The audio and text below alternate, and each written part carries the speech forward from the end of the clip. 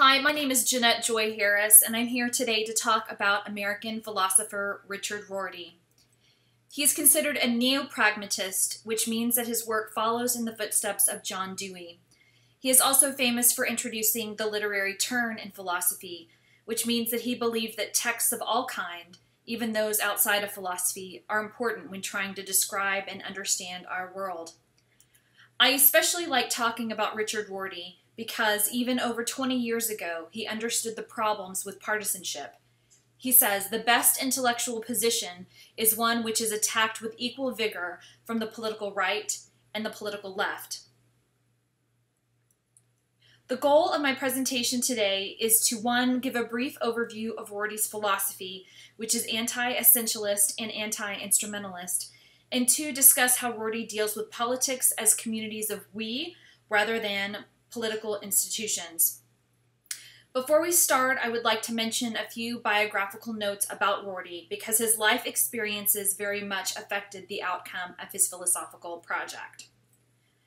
Rorty was raised in New York City in a family of intellectual activists. They were followers of Leon Trotsky, who was a major figure in the Bolshevik Revolution in 1917. Trotsky's platform focused on helping working-class workers overthrow capitalism and philosophically rejected Stalin's authoritarianism. So Rorty grew up listening to his parents talk about Trotsky and running errands for the various labor groups that his parents supported. At 15, Rorty began studying at University of Chicago, where he received his bachelor's and master's in philosophy. He went on to get his PhD in philosophy from Yale. What makes Rorty a particularly interesting philosopher is that he didn't think that philosophers had all the answers.